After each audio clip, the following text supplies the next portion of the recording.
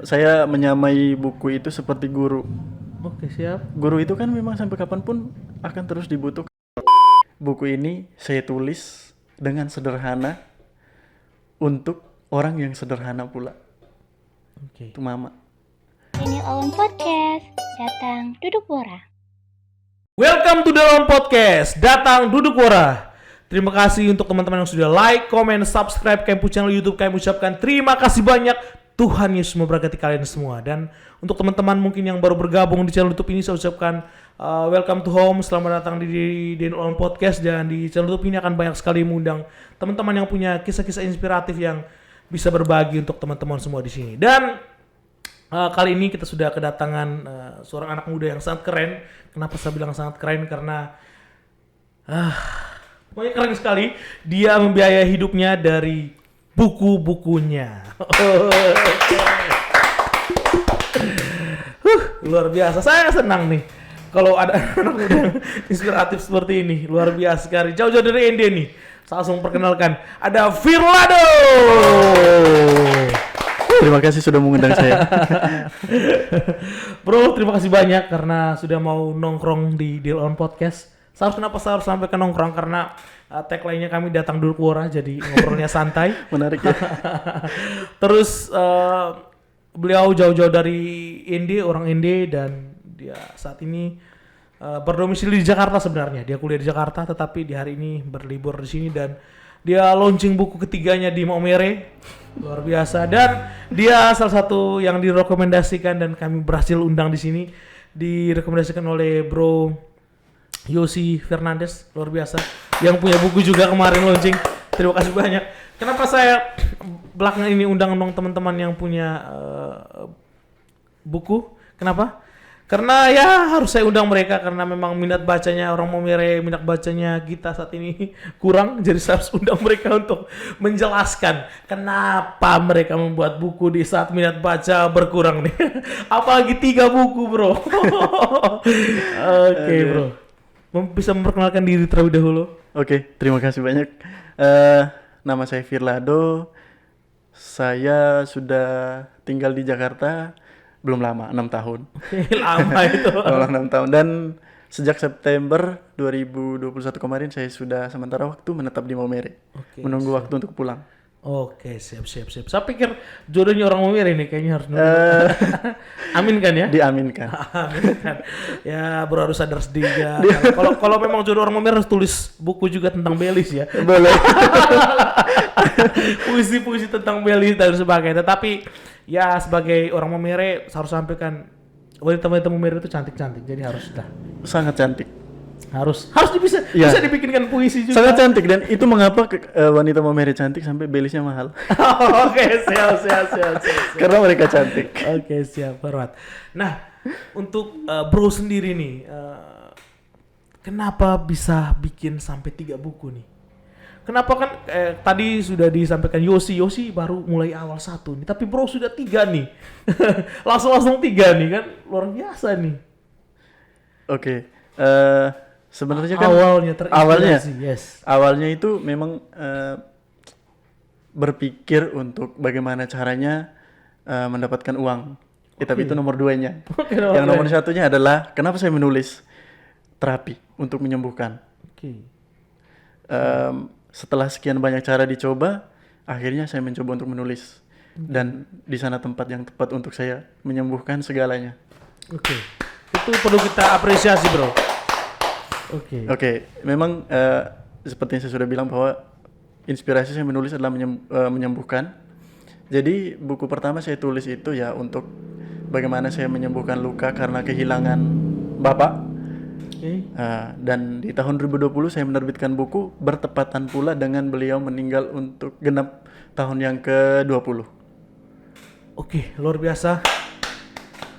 Kenapa harus tepuk tangan? Karena memang ayahnya harus bangga. Saya yakin bapak saya saat ini sudah bahagia di surga, pasti bangga punya Tuhan. anak seperti bro, luar biasa, bro. Oke, dilanjutkan, bro. Oke, dan itu yang pertama tentang kesembuhan ya. Yang keduanya adalah kenapa saya menulis buku? Karena saya berpikir di tahun 2020 itu corona sudah masuk Indonesia ya, sudah masuk Jakarta.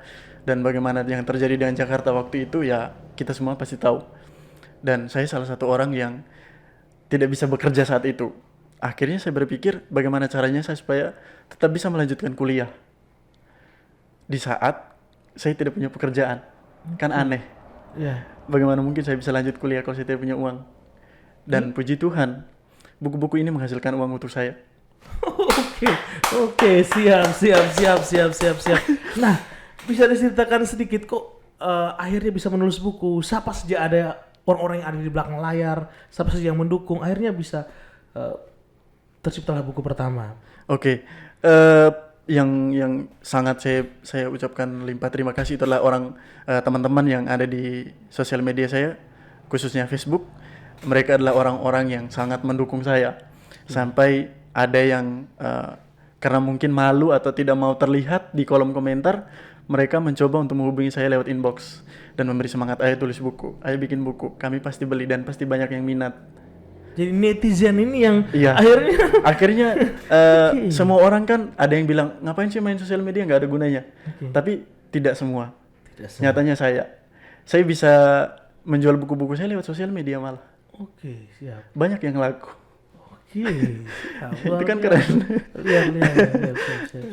Saya jual lewat sosial media semuanya. 3 buku ini rata-rata lewat sosial media. Siap. Ya terlepas dari bantuan beberapa teman juga yang saya minta tolong. Kebanyakan ada di Facebook pembeli saya. Oke. Dan mereka yang selalu menunggu untuk buku-buku berikutnya lahir. Oke, siap. Buku pertama itu dirilis tahun? Buku pertama dirilis Juni 2020. Oke. Yang kedua, puji Tuhan di tahun yang sama. Oke. Desember 2020. Oke. Bertepatan dengan Hari Ibu, 22 Desember. Oke. Terus yang ketiga, ya memang sengaja sih ditarik ulur, itu baru saya terbitkan 13 Oktober 2021 bertepatan dengan ulang tahun Mama. Jadi saya itu sengaja untuk launching buku di saat ada momen gitu supaya mudah diingat. Oke. Mudah diingat. Jadi Juni, oke, Bapak genap 20 tahun meninggal. Desember, 22 Desember Hari Ibu. 13 Oktober ulang tahun Mama. Oke, siap. Dan berarti COVID ini juga membawa berkat ya sebenarnya. Bagi banyak orang di luar sana mungkin kayak aduh mengeluh ini, tapi bagi saya pribadi COVID ini tuh sangat membawa pengaruh yang positif untuk saya. Oke. Karena COVID akhirnya saya di rumah dan disitulah bakat terpendam saya akhirnya lahir. Dan bersyukur sekali. Mungkin kalau tidak ada COVID ya, berarti mungkin hari ini saya belum dikenal sebagai seorang penulis puisi. Dan mungkin belum ada di sini ya. Belum ada di sini, benar. Belum ada, malam ini belum ada di sini. Mungkin belum kenal Yosi juga. Iya, bisa jadi. Mungkin Yosi juga tidak bisa bikin buku sebelumnya.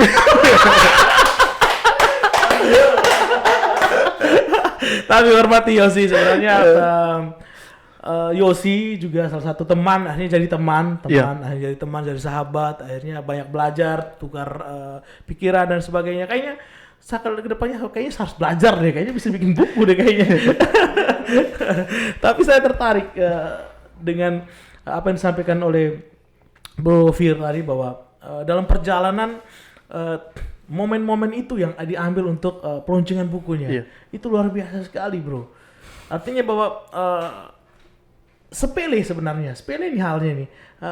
Launching pada saat ini, pada saat ini. Tapi itu buat momen yang akhirnya jadi diingat pada saat bro apa nih harus launching lagi pada momen apa nih seperti itu. Jadi saya yakin buku keempat kelima sudah disiapkan, tetapi tunggu tanggal mainnya di sebenarnya. Namun kan buat teman-teman yang nonton podcast ini, buku keempat lima sebenarnya sudah ada nih. Entah dia bilang tidak, tapi saya yakin sudah ada, tetapi memang belum dikenalkan saja sih sebenarnya. Oke nih. Tadi disampaikan bahwa sejak dari kecil itu sudah menyukai tentang tulisan dan sebagainya. Tapi kayaknya ada mungkin ada seorang guru atau yang mengajarkan tentang puisi-puisi ini, bro. Puji Tuhan sejauh ini sih memang mungkin karena minat ya. Oke, minat. Karena minat, hobi juga dari kecil. Jadi saya itu memang walaupun anak gunung, lahir di gunung, besar di gunung, ya anak gunung lah. Dan di tahun-tahun saya lahir itu kan saya pikir waktu itu belum terlalu maju. Anak 90-an. Anak 90-an. Yes. Makanya Salam itu anak 90-an. kayak barber itu namanya 90 kids. Iya. Anak Tapi kalau anak 90-an sukses. Pokoknya anak-anak tahun yang tidak enak itu sukses dan mereka hebat. Yes. Jadi ceritanya waktu itu bapak kecil saya itu ada adanya bapak 2 orang itu di seminari dan mereka setiap kali pulang libur itu selalu bawa buku. Oke. Anehnya saya itu suka membaca buku-buku mereka walaupun buku-buku filsafat yang sebenarnya saya tidak paham, tapi saya suka baca. Buku apa saja itu saya suka, buku pelajaran sekolah pun saya suka. Dan yang paling saya ingat itu dulu suka malam-malam kalau misalkan kakak-kakak saya dibagi buku dari sekolah, itu dipegang sama saya kan tidak dibolehin. Dan itu biasanya saya nyolong buku itu ketika mereka tidur. Jadi saat orang rumah tidur saya bangun baca buku. Oke, siap. Saya bangun baca buku. Siap. Jadi seperti itulah. Jadi umur 9 tahun itu saya masih ingat saya di umur 9 tahun, saya nggak tahu ya teman-teman yang 90-an itu di umur 9 tahun ngapain. Tapi saya baca buku, teman-teman yang suka baca buku pasti tahu ini siapa, Freddy S. Oke, siap. Novel yang sebenarnya bisa dibilang 18 plus 22 plus. Oke, siap, Tapi dibaca oleh anak 9 tahun. Karena apa yang ada itu baca saja sebenarnya. Karena saya penasaran, saya suka aja membaca. Oke. Akhirnya ya sudah, buku apa sih saya lahap. Salah satu buku juga yang masih saya ingat banget waktu itu saya baca adalah bukunya Paulo. Oke, siap. Di tepi sungai apa itu saya lupa judulnya. Aku duduk dan menangis. Itu buku itu yang novel itu yang memang setiap kali bapak kecil saya pulang saya harus menanti novel itu untuk saya baca berulang kali. Oke, siap. Luar biasa sekali. Dan akhirnya jadilah 3 buku. Jadilah 3 buku. Puji Tiga Tuhan. buku. Puji Berawal Tuhan. dari suka membaca akhirnya bisa. Nah, ini sebenarnya tantangan nih. Terlepas dari semua hal menarik tadi, inilah tantangan nih. Nah, tantangan yang pertama di era digital nih. Oke. Di era digital banyak sekali teman-teman yang sekarang bisa dapatkan dengan mudah di blog, bisa dapatkan dengan mudah di YouTube dan sebagainya. Nah, tetapi teman-teman masih konsisten, harus sampaikan konsisten. Sampai dengan 3 buku itu satu hal yang konsisten, yang artinya sudah dipersiapkan dan benar-benar sudah seia sekata nih untuk bikin nih. Nah, untuk melawan digitalisasi ini bagaimana, bro? Simple sih kalau saya pribadi ya. Oke. Ya walaupun kita lihat sekarang Kominfo getol sekali untuk promosi tentang literasi digital ya. Yes. Tetapi kan saya balik lagi bahwa saya menyamai buku itu seperti guru. Oke, siap. Guru itu kan memang sampai kapanpun akan terus dibutuhkan saya pikir. Oke. Entah di sekolah manapun itu, saya pikir guru akan dibutuhkan. Termasuk di negara-negara yang maju sekalipun, mereka bikin robot itu kan pasti mereka belajar dulu, ya kan? Dan itu.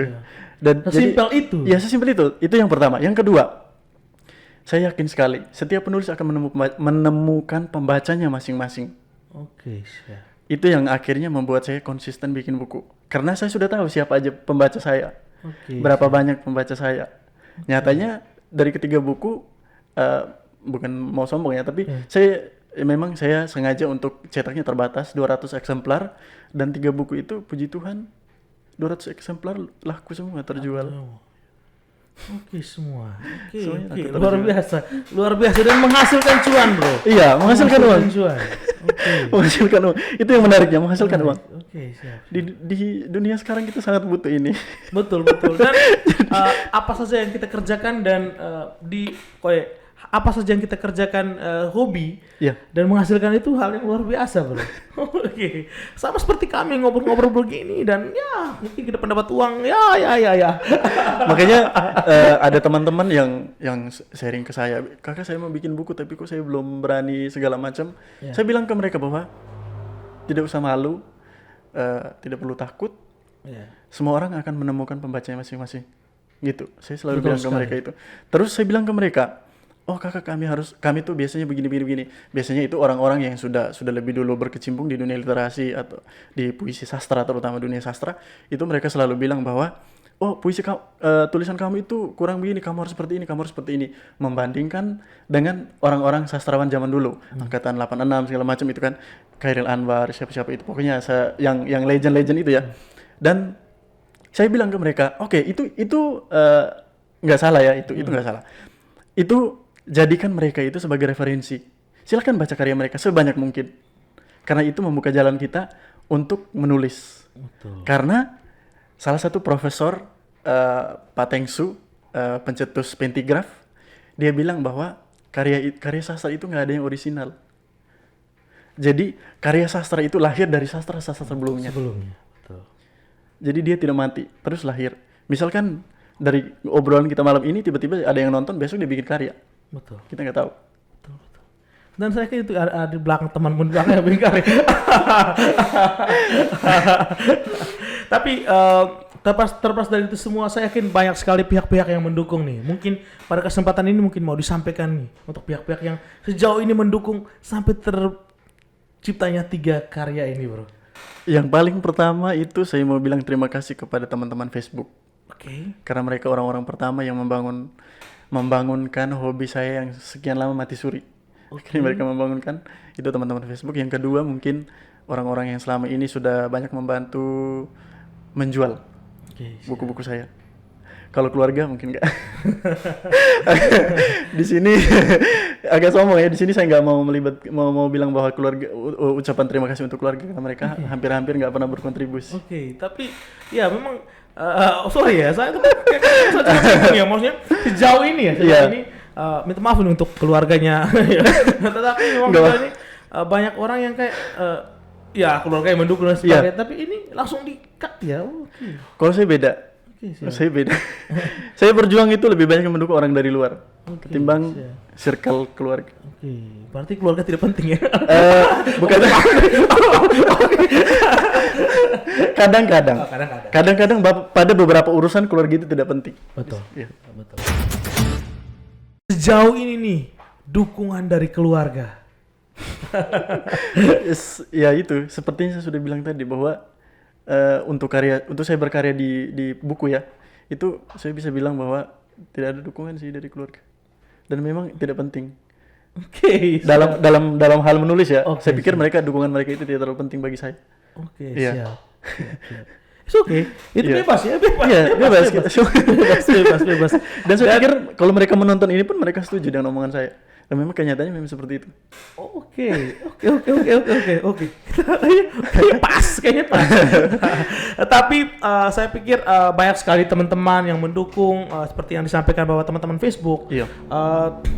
sudah ada pasarnya, artinya sudah ada pasarnya. Tetapi misalnya ke depannya bro sendiri pingin ada pasar yang lebih luas nih. Strategi apa nih? Apa yang membuat orang harus membeli bukunya, bro? Oke. Kita lebih spesial yang ketiga ini ya. Yes, lebih Kebetulan spesial yang ini ketiga nih. yang ready ya. Betul. Jadi alasan kenapa orang harus membeli buku ini, yang paling pertama adalah siapapun kamu yang menonton pasti kamu punya ibu. Oke. Yang nggak ada yang jatuh dari langit kan. Oke, siap. Pasti punya mama. Nah, bisa beli buku ini karena hampir semua anak tuh bukan hampir semua ya. Ada anak yang memang dia tidak tahu gimana caranya untuk mengucapkan terima kasih kepada orang tua, terutama ibu. Bingung gimana sih caranya? Mungkin dengan cara yang seperti saya lakukan ini. Kalian bisa beli, baca dulu, mungkin ini bisa jadi motivasi. Kalian bisa tulis cerpen barangkali. Oke, siap. Atau bikin puisi juga dari setelah membaca ini, kita tidak pernah tahu.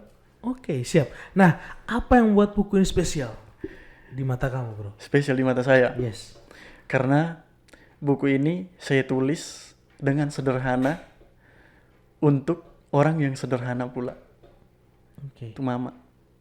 Wanita yang begitu sederhana. Jadi saya memilih untuk menulis dengan bahasa yang sederhana juga. Oke. Yang baca buku ini tidak akan tersesat. Karena sekali baca dia langsung memahami isinya. Oke. Itu yang membedakan saya dengan orang lain mungkin ya. Oke. Mungkin. Tetapi sejauh ini saya meyakini itu. Yang membedakan adalah puisi saya ketika kamu baca ya sudah langsung memahami. Walaupun ada yang bilang bahwa kalau kamu menulis puisi ketika dibaca orang langsung memahami, artinya kita memberi propaganda kepada orang. Bebas, itu pendapat dia. Tapi bagi saya, ketika saya menulis, dibaca dan sampai ke hatinya, saya menang di situ. Dari hati sampai ke hati juga. Siap. Dan buku ini sudah, mungkin mama yang nonton ini, mama sudah membaca buku ini belum nih? Saya kurang tahu ya kalau membaca, tapi puji Tuhan sudah saya bawa untuk mama. Saya antar langsung ke Ende. Oke. Siap. Saya Dan kasih saya komen. harap mama yang nonton ini bisa komen ya. Bisa like, komen, subscribe juga channel YouTube. Tapi saya pikir luar biasa sekali. Anak yang berbakti artinya bahwa tidak semua orang bisa berbuat banyak hal. Iya. Apalagi tentang menulis ini. Tetapi saya akui bahwa sampai dengan ketiga buku adalah satu hal yang konsisten, dan konsisten itu yang bisa sekarang Iya.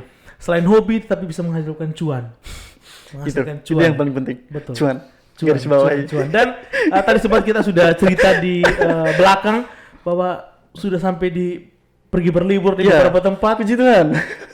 Cuma gara-gara Gara-gara buku. buku. Gara-gara buku. Oke. Jadi gaya semangat hidup menulis. saat ini cuma gara-gara buku. Buku. Ih, luar Puji Tuhan. biasa. Oke, luar biasa, dan saya harap kalian bisa beli ini. Dan kalau untuk teman-teman yang mungkin mau order bisa Hubungi Facebook Firlado atau Instagram Fir_Lado. Oke, siap. Dan buku ini dicetak hanya berapa? Saya memang sengaja mencetak hanya 200 eksemplar. Oke, siap. Dan puji Tuhan, sekarang yang ready mungkin sekitar 25 eksemplar lagi. Oke. Sebentar lagi habis. Puji Tuhan. siap. Puji Tuhan. Oke, siap. Dan mohon maaf, bukan dijual dengan harga berapa nih? Itu 50.000. 50.000. Dan Dan termasuk ongkir. kalian harus tahu bahwa buku ini hanya dicetak 200 saja. Dan Iya. untuk kalian semuanya hampir semuanya sudah dibeli, jadi tinggal 25 saja. 25. Jadi buat kalian yang beruntung, kalian harus beli buku karya anak NTT ini, luar biasa. Ada yang spesial juga kalau misalkan teman-teman mau beli ini dan belinya itu dari Jogja, saya kasih oleh-oleh itu gelang atau kalung, bisa request. Oke, siap. Mau disampaikan apa nih untuk teman-teman semua sebelum di akhir kita memberikan motivasi, tapi mau disampaikan apa? Yang pertama untuk mama, untuk bapak mungkin almarhum, terus pasti untuk Tuhan nih. Mau disampaikan apa nih? Tidak apa-apa. Sakit Tuhan juga nonton podcastnya. Yang paling pertama sih, yang paling pertama untuk Tuhan ya. Terima kasih banyak sudah memelihara sampai malam ini saya duduk di sini. Oke. Itu yang luar biasa. Dan terima kasih juga Tuhan untuk sekian banyak masalah yang sudah saya lewati, sehingga malam ini saya duduk di sini dengan santainya dan ngobrol dan ketawa seperti ini. Itu yang Tuhan. Terus untuk Mama, terima kasih banyak sudah membesarkan saya, lalu sudah mengajarkan saya juga untuk hidup mandiri, sehingga saya bisa menulis buku, bisa menghasilkan uang dari buku juga. Untuk almarhum, terima kasih sudah menghadirkan saya. Kalau ngomong tentang bapak tuh orangnya iya, It's okay, tidak apa-apa. Memang gitulah. ya begitulah. Begitulah. Kalau ngomong tentang bapak seperti itu. Saya yakin ya gitu. Dan mungkin biasa di penghujung kami punya podcast tuh kami selalu minta untuk narasumber kami, teman muara kami, Oke. itu untuk memberikan motivasi. Nah, di sini motivasi mungkin lebih saya arahkan untuk teman-teman yang mungkin mau berkarya di karya tulis, tetapi mungkin masih ragu-ragu dengan apa yang saya dapatkan. Nah, ini nih orang yang saya sudah undang ke sini ini sudah menghasilkan cuan nih. Jadi harus kalian harus bermotivasi untuk menghasilkan cuan. Saya dapat dong. cuan juga. Jangan hanya saya yang dapat, kalian juga. Kalian juga ya. Oke, motivasi dari saya sih mungkin seperti yang sudah bilang tadi ya, semangat menulis, karena setiap penulis itu akan mendapatkan pembacanya masing-masing. Siapapun kamu, karyamu pasti akan mendapat pembacanya juga nanti. Jangan malu, pokoknya semangat menulis. Karena mau semaju apapun teknologi, buku itu pasti akan tetap dipakai. Itu yang pertama ya. Yang kedua, dengan menulis juga saya pikir kita membantu pemerintah untuk bergerak di bidang literasi, ya kan? Karena yang membaca ini, saya selama ini sih pembaca saya itu banyak kan dari kalangan muda ya, puji Tuhan. Artinya masih ada orang yang mau membaca. Oke, siap. Terus yang ketiga memang itu tadi, cuan. Cuan. Yes. Semangat cari cuan. Banyak pilihan. Sebenarnya semesta ini tuh memberi kita banyak pilihan untuk berjuang, untuk menghasilkan uang apapun itu. Dan salah dua pilihannya itu yaitu salah duanya melanjutkan atau berhenti. Betul. Ya, balik lagi ke kita. Mau lanjut atau berhenti. Oke. Kalau kita lanjut, ya udah, sudah pasti kita mendapatkan sesuatu yang baru di depan sana. Kalau kita mau berhenti, ya sudah, kita tidak akan dikenang dengan cara apapun. Dan saya memilih menulis supaya nanti one day kalau saya nggak ada, saya dikenang lewat tulisan. Luar biasa. Luar biasa. Oke, terima kasih banyak sekali bro sudah mau mampir di DNL Podcast, sudah mau berbagi di sini dan saya pikir next time mungkin kita bisa ngobrol-ngobrol lagi, mungkin di buku-bukunya keempat, kelima Oke, dan seterusnya. Amin, Atau bahkan pada saat sudah berkeluarga dan mungkin sudah bawa tentengan istri anak di samping. Amin. Terima kasih banyak bro. Oke. Terima kasih juga ya sudah memberi ruang untuk kami. Oke, aman. Semoga bisa jadi motivasi bagi banyak Siap. Tuhan Yesus memberkati bro dan Amin. Tuhan Yesus memberkati kita semua. Amin. Amin.